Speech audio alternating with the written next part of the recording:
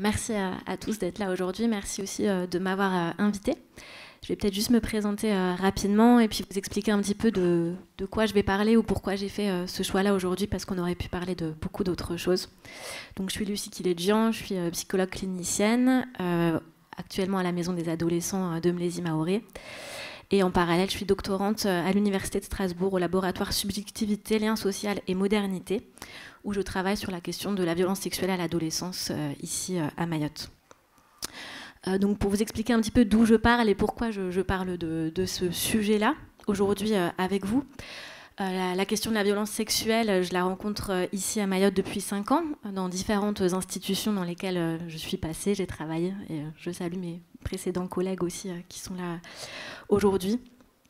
Dans ces différentes institutions, j'ai rencontré des victimes qui étaient parfois différentes, des victimes qui s'adressaient à ces institutions spécifiques d'une manière particulière, et puis des institutions dont j'ai pu le constater aussi qu'il y avait des effets sur ces jeunes, sur les familles qu'on accompagnait. Donc une première réflexion de ce côté-là. La violence sexuelle, je l'ai aussi rencontrée dans un travail que j'ai aussi mené en Irak, auprès d'une population qui avait vécu un génocide qui s'était structuré sur la violence sexuelle, donc intérêt tout particulier pour aussi la question des communautés, de leurs effets, de leurs incidences aussi autour de ces questions-là.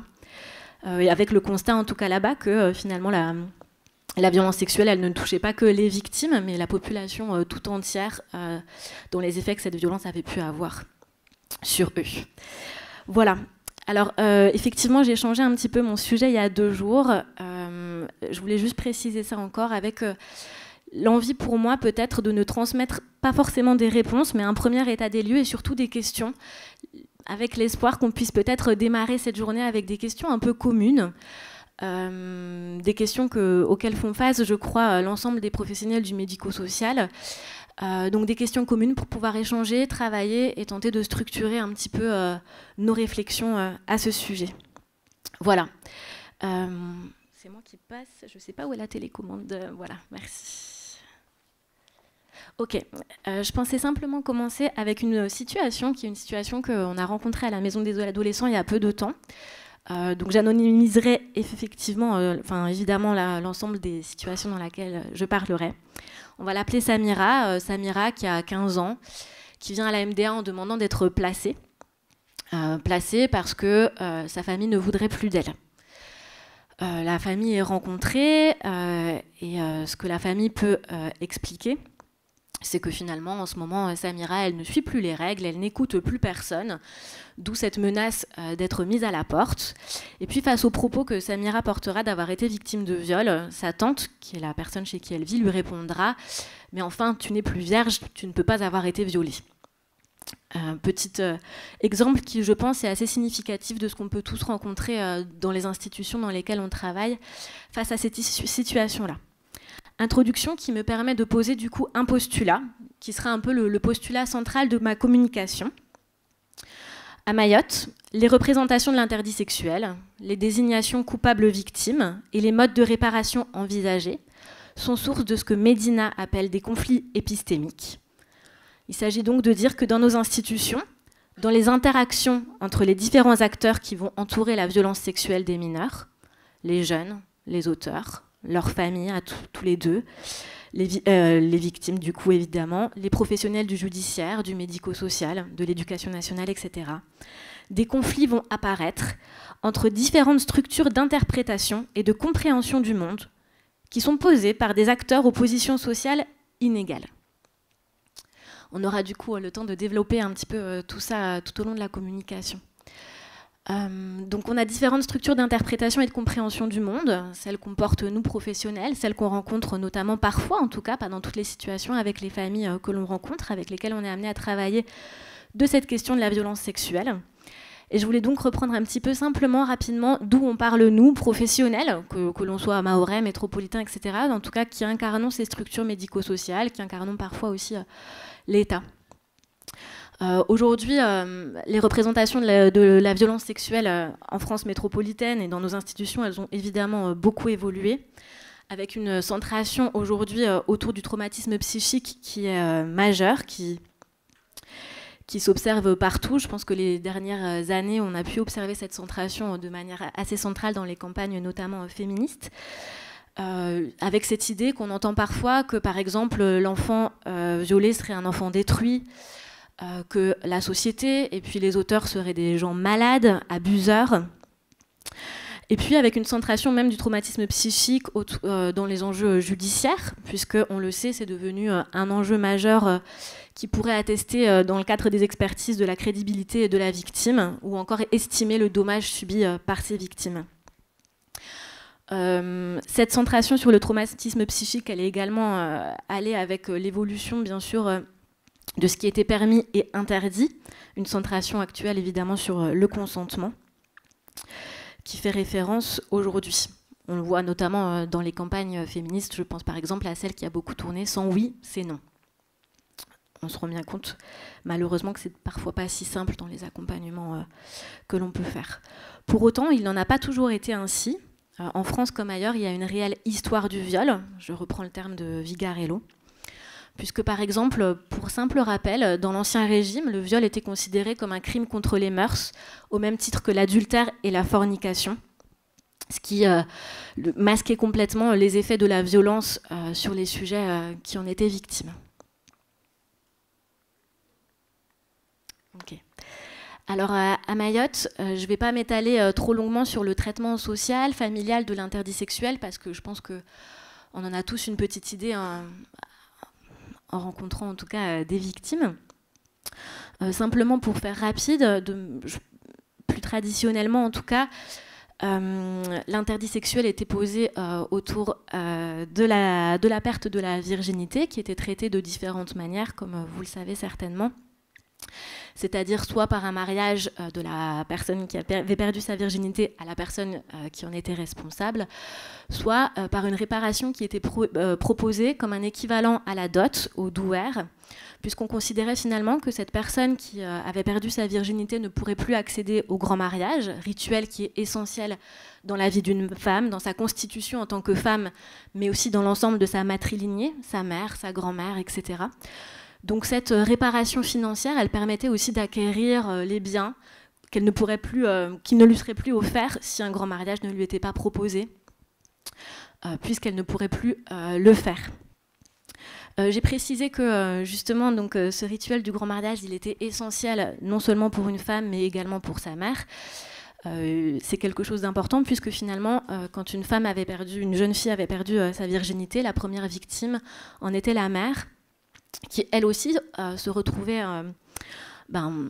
disons, un petit peu empêchée dans la manière dont le grand mariage de sa fille aurait pu aussi lui amener un certain statut social, puisqu'on devient femme en se mariant, mais également en devenant mère et quand sa fille elle-même se marie.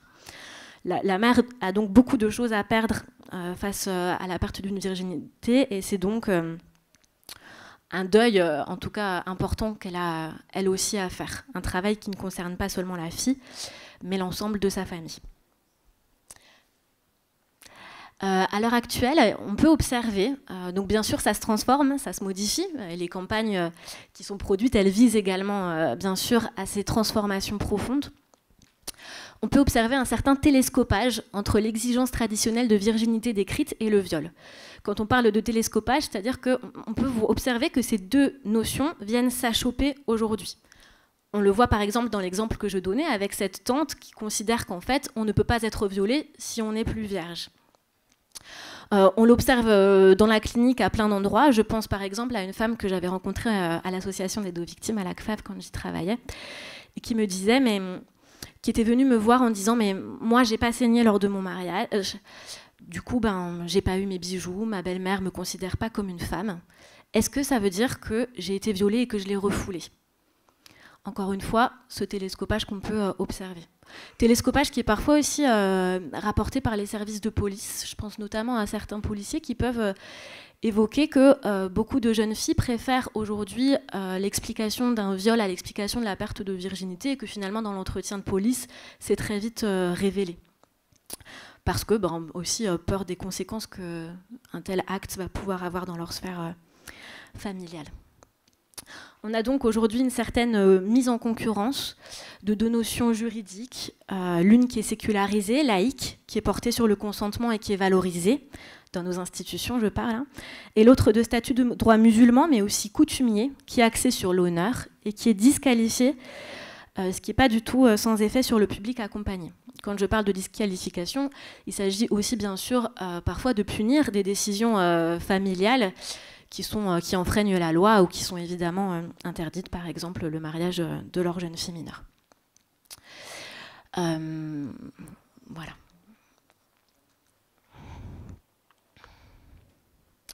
Aujourd'hui à Mayotte, au présupposé d'identité brisée de la dite victime qui est portée par les institutions étatiques et puis ses professionnels, fait donc face celui de l'imprudence et de la débauche à celui du traumatisme, ceux de l'immoralité et de l'anomie. Quand je parle d'anomie, je vais peut-être simplement préciser ce que je veux dire par là. La perte de c'est Lambec qui le dit, qui est un anthropologue qui a beaucoup travaillé à Mayotte il y a une vingtaine d'années, et qui peut expliquer que la perte de virginité était considérée comme finalement, comment je peux dire ça, une sorte de non-respect vis-à-vis des règles en vigueur, vis-à-vis de sa famille, qui en lui-même produisait un certain isolement de la personne et de sa famille tout entière, et donc une certaine forme d'anomie. Voilà. Comme je l'ai expliqué, cette mise en concurrence, elle n'est pas sans effet sur les familles qu'on rencontre. Elle n'est pas sans effet parce que, et je crois que ça a déjà été précisé ce matin, elle nous mène parfois à certaines impasses. Des familles que l'on rencontre mais qui ne reviennent plus, des aides que l'on propose aux victimes, aux familles, mais qui ne semblent pas forcément faire sens, auxquelles elles ne semblent pas forcément répondre, qui ne sont pas forcément validées par elles. Et puis parfois, tout simplement, des familles qui résistent à venir dans nos institutions, qui ne viennent pas, qui savent, qui connaissent aussi les obligations à porter plainte, mais ne le font pas, etc. Medina, donc, qui a travaillé sur ce concept de conflit épistémique, lui, il a aussi amené un autre concept face à ces changements épistémiques à l'œuvre, qui était celui de résistance épistémique. Il nous dit donc que face aux changements épistémiques, on peut être amené, certains acteurs sont amenés à utiliser des ressources et des capacités pour affaiblir et changer les structures normatives de l'oppression. Ce qu'on constate vis-à-vis de ces familles, en tout cas, je dirais une hypothèse qu'on peut faire vis-à-vis de ces familles qui ne viennent pas à nous, même si ça leur est prescrit, c'est, je crois, un constat qu'on peut faire de manière plus large à Mayotte sur la fréquentation des institutions, leur investissement par les familles. Il y a Nicolas Rouinsart, qui est un sociologue, qui a travaillé sur la question du RSA à Mayotte. On lui a demandé pourquoi est-ce que dans ce département où il y avait une grande précarité, pourquoi c'était aussi un des départements français où il y avait le moins de gens qui demandaient à pouvoir avoir accès au RSA. Et il a donc mené son enquête, et ce qu'il en a conclu, lui, c'était que prendre de la distance avec son régime d'obligations familiales et communautaires, c'était aussi prendre le risque d'une mise à mort sociale, d'une moindre intégration dans son groupe, qu'avoir les moyens de se passer d'une aide publique, c'était aussi présenter l'image d'un groupe familial intégré. On peut quand même, donc, moi je crois, se questionner sur la manière dont les familles peuvent être amenées à ne pas fréquenter nos institutions, à contester ou refuser nos aides, que ce soit dans leur forme ou dans leur légitimité dans un certain nombre de cas, par résistance à nos épistémologies, par résistance à notre conception de l'interdit sexuel, mais aussi par loyauté à sa famille, à son groupe. Je pense notamment moi-même dans le cadre de ma recherche à des femmes qui peuvent expliquer qu'elles ont peur de parler, même de me parler à moi, parce que quand elles ont révélé le fait à des institutions, elles ont été menacées de mort au sein de leur famille. Ça nous mène donc souvent à des impasses professionnelles importantes et à des questions qui sont importantes de se poser, parce qu'on voit que les réponses ne sont pas les mêmes suivant qui l'on est au sein de la société, qui est victime et de quoi, quel interdit a été franchi, qu'est-ce qu'un viol, quels sont les risques à passer par les institutions françaises, quels sont les risques au contraire à ne pas y passer et à tenter seulement un traitement social ou familial face à la violence sexuelle qui a été vécue. Face à tout ça, ce qu'on entend, et qui fait également impasse, c'est souvent un sentiment d'injustice qui est exprimé dans ces familles, une incompréhension face au signalement, une incompréhension face à la procédure judiciaire. Un vécu donc qui n'a pas qu'à voir qu'avec le viol, mais peut-être aussi avec la manière dont elles ont été en lien avec les institutions auparavant, que ce soit dans le cadre scolaire, peut-être aussi dans le cadre parfois d'autres affaires, où elles ont rencontré la protection de l'enfance, etc. Et je crois de leur lien aux institutions françaises de manière plus large. Je vais parler de Munier qui parle de certaines familles qui peuvent paraître en tout cas indifférentes face à la violence sexuelle de leurs enfants en France. Et il nous dit que les interventions des travailleurs sociaux, comme celles des juges des enfants, rappellent implicitement que la cohésion sociale repose sur le respect par tous d'une loi commune, sont rarement comprises, du moins explicitement, comme venant réparer une injustice. Contrairement à l'objectif qu'elles poursuivent, elles apparaissent souvent, parfois en tout cas, comme une injustice supplémentaire. La question reste donc pour nous de savoir comment transmettre notre intérêt au groupe familial sans renforcer, en rigidifiant ce processus. Si je fais cette centration sur les familles, c'est aussi parce que quand moi j'ai démarré mon exercice à Mayotte auprès des victimes de violences sexuelles, je rencontrais des victimes et il m'apparaissait évident de proposer des thérapies individuelles à ces enfants, ces adolescentes qui avaient vécu ces violences. Il m'est rapidement apparu que ça ne pouvait pas fonctionner comme cela. J'avais par exemple des familles qui ne ramenaient pas leurs enfants, leurs adolescents à moi, ou alors, ce qui m'arrivait très souvent, des mères qui venaient seules au rendez-vous, qui avaient pourtant été posées explicitement pour leurs filles. Je me suis un temps obstinée à vouloir rencontrer ces jeunes filles, à refuser, entre guillemets, des prises en charge un petit peu différentes. Et j'ai parfois eu des crises de jeans dans mon bureau de ces mamans. J'ai parfois eu des manifestations hystériques extrêmement violentes, mais qui signifiaient aussi que je n'entendais pas, qu'il y avait quelque chose que je ne comprenais pas, quelque chose que je ne prenais pas en charge, et que le sens que moi je donnais à un suivi individuel, ce n'était pas celui auquel pouvaient avoir accès les familles et même les victimes que je rencontrais. Il m'a donc semblé essentiel de pouvoir entendre qu'est-ce qui se passait pour ces familles, qu'est-ce qu'elles vivaient, de pouvoir proposer des aménagements à l'évidence que l'on peut avoir, en tout cas en tant que professionnel métropolitain parfois, d'un espace individuel face à la violence sexuelle. Alors je vais vous parler d'Asia, qui a 15 ans. Alors on ne l'a pas rencontrée à la maison des adolescents, mais on a reçu il n'y a pas longtemps une fiche de liaison par rapport à cette situation et je me suis dit qu'elle serait quand même intéressante à proposer, à présenter aujourd'hui parce qu'elle éclairait assez bien finalement ce que l'on rencontre tous en tant que professionnels. Donc Asia, elle a 15 ans, elle a révélé avoir été violée à son infirmière scolaire au sein de son établissement. Infirmière qui a alerté aussi le psychologue. Ils ont rencontré cette jeune fille, puis ils ont décidé de convoquer sa mère, de lui expliquer un petit peu ce qui s'était passé et de l'encourager à porter plainte. La mère a été extrêmement touchée par la situation. Elle a pleuré pendant plus d'1 heure dans le bureau de cette infirmière et de ce psychologue. Elle était vraiment très effarée d'apprendre ce qui s'était passé. Elle s'est engagée à aller porter plainte et a dit qu'elle reviendrait 1 heure plus tard. Elle est revenue 1 heure plus tard. Elle a dit « Je suis désolée, je n'ai pas pu porter plainte.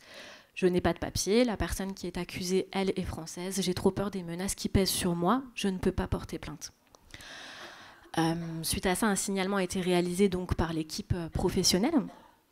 Et ils ont proposé en marge un suivi à cette jeune fille. Suivi auquel elle ne s'est jamais rendue. Elle n'est jamais allée aux entretiens qui lui étaient proposés. Et c'est une jeune fille qui s'est inscrite ensuite dans dans une symptomatologie de plus en plus inquiétante, avec des scarifications, des menaces suicidaires qui ont inquiété beaucoup la maman, qui a fait appel du coup à ces professionnels qu'elle avait rencontrés. Des autres entretiens lui ont été proposés et elle ne s'y est jamais rendue. En fait, je trouve que c'est un exemple assez parlant parce qu'on se rend compte aussi que pour cette jeune fille, et c'est ce qu'a pu expliquer un petit peu le psychologue qui a quand même réussi à la revoir une fois, ce qui était difficile, et là où l'urgence psychique se trouvait pour elle, c'était dans le fait que sa maman n'avait rien pu en faire. Le discours, elle n'avait pas pu porter plainte, et puis finalement, il n'y avait pas pu avoir de discussion au sein de la famille après sur ce qui s'était passé, pas de traitement familial de cet événement qui avait eu lieu. Elle appelait à une réponse auprès de sa mère, en lui montrant ses scarifications, en lui montrant sa souffrance, là où la maman n'était pas en capacité d'en faire quelque chose. Et je crois que c'est vraiment important qu'on puisse avoir toujours en tête en tant que professionnel, notamment dans ce moment clé qui est le moment du signalement, qu'on ne peut pas aider l'enfant à dévoiler des violences dont il est victime, on ne peut pas le faire sans se soucier des conséquences de ce dévoilement. Que ça aussi, ça peut être une autre forme de maltraitance. Ça ne veut évidemment pas dire qu'on ne doit pas signaler, mais que ce signalement, il peut être entouré de paroles, il peut être entouré d'une réflexion sur la manière dont il est fait, la manière dont peut-être il faut laisser une temporalité aussi à la famille, les accompagner eux vers un dépôt de plainte, les aider à comprendre aussi ce qui les met dans un empêchement personnel de le faire. On a donc des enjeux qui sont judiciaires à prendre en compte, mais des enjeux aussi familiaux et communautaires, avec par exemple du coup l'exemple de cette mère qui dit bien qu'elle se sentait menacée, elle avait tout à fait peur d'être notamment exclue de son village si elle s'osait apporter plainte. A l'inverse, je peux prendre la situation de Jamira qui a 8 ans, que j'avais rencontrée aussi à l'ACFAV, j'ai évidemment changé les noms, qui était un petit peu dans la même situation qu'Asia, puisque sa maman était également sans papier, et puis la personne qui était accusée était également quelqu'un qui était de nationalité française. La maman a porté plainte, elle a été menacée dans le village, mais elle a tenu à aller jusqu'au bout de cette démarche. Elle a accompagné aussi sa fille dans les suivis qui étaient individuels et familiales dans ce cadre-là. Et puis ce que cette petite fille a dit assez rapidement, c'est « Mais moi je me sens bien, la seule chose dont j'ai besoin pour aller mieux, c'est que ma mère aille mieux ». Et je crois que c'est important qu'on se souvienne que ce qui compte, c'est à la fois la nature du symptôme, c'est à la fois le traumatisme, c'est à la fois la souffrance qui est liée à l'effraction psychique liée à l'agression sexuelle, mais c'est aussi la nature des processus relationnels au sein desquels il apparaît. On ne peut pas comprendre l'effet de la violence sexuelle si on ne s'intéresse pas à l'effet que cette violence a eu sur tout le système familial et puis parfois aussi sur les institutions qui l'entourent. Je pense aussi à une autre jeune fille que j'avais rencontrée qui m'avait dit mais quand je me suis fait pénétrer, la seule chose que je voyais c'était le visage de ma mère. Elle allait mourir de honte. L'urgence psychique de cette jeune fille, elle se trouvait là. Elle ne se trouvait pas ailleurs. Ce qu'il fallait régler, ce qu'il fallait pouvoir traiter, c'était le vécu familial, comment on pouvait l'entourer, comment on pouvait contenir, sécuriser cette jeune fille mais l'ensemble de sa famille pour qu'on puisse ensuite accéder à autre chose et parler aussi peut-être de cette agression qu'elle avait vécue.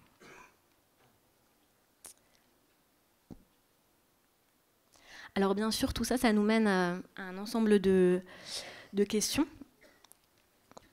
C'est ça, un ensemble de questions qui vont être aussi de comment est-ce que nous, en tant que professionnels, on peut permettre d'accéder aux soins.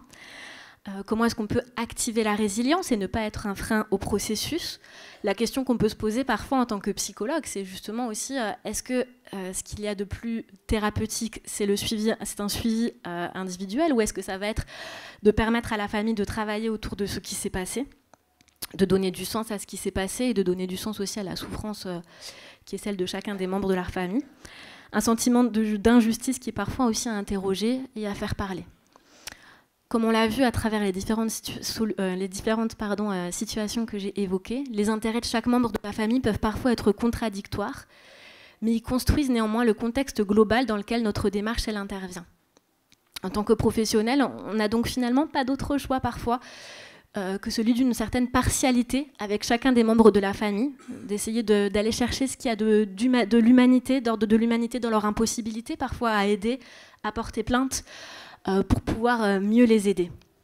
C'est donc tenter de dépasser l'apparente indifférence de certaines de ces familles pour tenter de comprendre ce qui les a conduits à adopter une telle attitude. Et puis c'est toujours avoir en tête qu'adhérer à nos institutions, c'est parfois se sentir déloyal vis-à-vis de sa famille, de son village, de son groupe.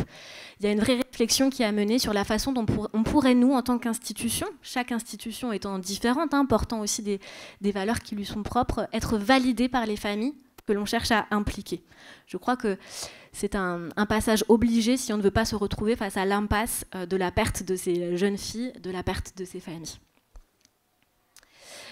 Alors, je vous laisse avec un certain nombre de questions auxquelles on aura peut-être l'occasion déjà de réfléchir ensemble juste après ma présentation, mais qui, j'espère, vont pouvoir animer les réflexions tout au long de la journée. Réflexions qui me semblent des préalables au signalement, des préalables à l'accompagnement, pour pouvoir offrir des prises en charge qui soient individualisées à chacun de ces jeunes. Comment accompagner les victimes et leurs familles vers une reconnaissance de leur souffrance individuelle et collective ? Comment peut-on aider un enfant à ne pas être déloyal à sa famille par ses révélations? Comment on peut travailler à ne pas laisser l'image d'une famille diabolisée, incompétente face aux institutions, pour travailler vers une restauration de leur sentiment de capacité? Comment ne pas laisser, dans le cadre de notre écoute, légitimer des actes qui sont réprimés par la loi au motif du culturel, évidemment, ça n'annule pas ça. Comment dépasser l'apparente indifférence pour tenter de comprendre, comme je l'avais précisé, ce qui, dans l'histoire de ces patients, les a conduits à adopter une telle attitude? Et comment favoriser le développement des ressources familiales et communautaires, qui sont des éléments tangibles de la résilience? Je vous laisse donc avec une dernière phrase qui est peut-être la conclusion, mais qui, je pense, vous l'avez compris, mon intérêt pour la famille, pour le groupe dans la prise en charge de ces victimes. La révélation des faits et puis la violence sexuelle de manière plus large, c'est une situation de crise qui est subjective et interpersonnelle. Il y a une psychiatre ici qui a beaucoup travaillé sur les situations de crise et je la citerai donc pour clôturer. Ces situations de crise, elles amènent une place intenable dans son groupe qu'il peut nommer explicitement. Et c'est bien pour cette qu'il ne peut nommer explicitement. Et c'est bien pour cette raison que la présence de ce groupe, elle est l'élément déterminant pour pouvoir l'aider dans chacune de nos institutions médico-sociales. Voilà, je vous laisse avec ma bibliographie et puis place aux échanges. Merci beaucoup, Lucie Kildjian. Est-ce que quelqu'un souhaiterait prendre la parole? Est-ce que quelqu'un souhaiterait prendre la parole sur ce sujet ou vouloir échanger avec Lucie? Aucune interrogation.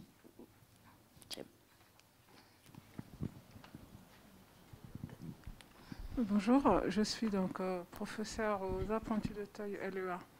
Donc justement, je pense que le fait... Comme ça. Oui, donc je suis donc Madame Alonga, je suis professeure au LEA aux apprentis d'Auteuil, à Kaweni. Justement, je tenais à remercier le recteur parce que le fait d'avoir mis en place cette charte avec le procureur, il me semble, et le fait aussi d'avoir permis à différents établissements de s'exprimer sur la violence sur mineurs, et aussi que des personnes interviennent dans les établissements pour expliquer justement ce que c'est la violence, comme vous l'expliquez. Voilà, ils ne se rendent pas compte par moment, quand ils sont violés, comment ils peuvent faire justement pour en parler. Et du coup, les paroles se sont libérées, donc je reste sur le secret médical, mais la problématique qui se pose, c'est par rapport à certains élèves qui sont victimes, on leur explique qu'ils peuvent être suivis, et ce qui se passe, c'est qu'ils ne veulent pas être suivis. Et on voit très bien que, comme on les a 2 ans, quand c'est des CAP ou 4 ans, qu'ils ne sont pas bien, puisque justement, ça pèse sur eux. Et on se pose la question, comment faire? On est un peu démunis, nous les enseignants, face à ça. Comment faire justement pour que ces élèves puissent être aidés, qu'ils acceptent d'avoir une personne qui puisse justement les écouter ou les suivre? Oui, je vous remercie. Et je pense qu'effectivement, c'est vraiment le quotidien de l'ensemble de nous tous, qui sommes professionnels ici à Mayotte. Et je crois que ça résonne assez bien avec, en tout cas, ce que j'ai essayé de transmettre, qui est que finalement, si on veut aider ces jeunes filles, on a besoin d'être validé par leur famille. On a besoin aussi que nos propositions d'aide, elles prennent sens pour ces familles. Si les familles, parce que surtout quand elles sont jeunes ou qu'elles ne peuvent pas se déplacer toutes seules, si ces familles n'y donnent pas de sens, de toute façon, elles ne les amèneront pas. De manière plus large, si la jeune fille ou l'enfant peut sentir que sa famille n'est pas tout à fait en mesure de valider la proposition de soins qui est faite, même si, par exemple, je ne sais pas, c'est un psychologue au sein de l'Éducation nationale qui lui proposerait un petit appui temporaire et qu'elle n'aurait donc pas besoin de se déplacer dans une autre institution, si elle sent qu'en faisant ça, elle est déloyale à sa famille, elle n'ira pas de toute façon. Donc je crois, moi, que le travail qui est essentiel, c'est vraiment celui de redonner du sens à ces prises en charge, de pouvoir expliquer aussi notre inquiétude auprès des familles. Je crois que parfois, on peut aussi susciter de l'inquiétude dans ces familles. Parfois, notre travail, c'est celui-ci, celui de faire un petit peu monter leur niveau d'inquiétude, de voir comment ils peuvent se réadapter à cette nouvelle inquiétude qu'ils peuvent porter, et de voir comment est-ce qu'ensemble, on peut tisser quelque chose. La deuxième chose, c'est que, peut-être c'est un peu paradoxal que ce soit moi en tant que psychologue qui dise ça, mais je ne suis pas sûre que ce qui soit le plus thérapeutique, ce soit toujours un suivi psy, là aussi. principalement dans les situations que je décris là, c'est-à-dire quand quand ce suivi n'est pas validé, quand ce suivi ne fait pas sens, etc. Et je crois que vraiment, la première chose, en tout cas le premier élément de résilience, c'est celui d'une famille qui peut faire quelque chose de ce qui s'est passé, d'une famille où les faits peuvent être nommés, peuvent être parlés, où la souffrance de chacun peut à un moment donné peut-être être discutée, mais où on ne reste pas du côté de ça a été dit et puis c'est tu. On n'en fait plus rien. Et je crois que c'est ces situations-là dans lesquelles on voit qu'il y a du traumatisme et puis il y a parfois d'autres pathologies. J'ai travaillé au service de psychiatrie à Mayotte et beaucoup de jeunes femmes, enfin de femmes d'ailleurs plus âgées qui étaient bipolaires. Ce qu'on pouvait voir, c'est qu'elles présentaient, donc bipolaires, elles présentaient des crises maniaques, c'est-à-dire qu'à certains moments, vous en avez, je crois, tous déjà vu peut-être, ce sont des femmes qui vont à certains moments se dénuder, aller dans la rue, crier, avoir des relations sexuelles ou draguer beaucoup d'hommes, etc. Ces femmes-là, quand elles étaient hospitalisées, on se rendait compte qu'il n'y avait que dans cette phase maniaque qu'elles pouvaient nommer des agressions sexuelles qu'elles avaient vécues auparavant, parfois il y a 20 ans, 30 ans, mais dont on n'avait rien fait. Encore une fois, ça avait été su et rien n'avait été fait. Il n'y avait pas eu de traitement social ou familial de ce qui s'était passé, ou plus traditionnel, disons, d'une part. Il n'y avait pas non plus de traitement judiciaire. Rien n'avait pu en être fait et finalement, elles venaient réexposer leur corps d'une certaine manière qui poussait la famille à faire quelque chose de ce corps qui était mis à nu, de ce corps qui choquait tout le monde, qui forçait la famille à se réunir autour de tout ça, parfois à faire des rituels, etc. Mais donc qui imposait un certain traitement familial de ces événements qui étaient restés tus pendant des années. Donc moi je crois que c'est l'élément de travail premier, il est celui-là, pour qu'on puisse peut-être ensuite accéder à des modalités thérapeutiques plus larges ou un peu plus approfondies.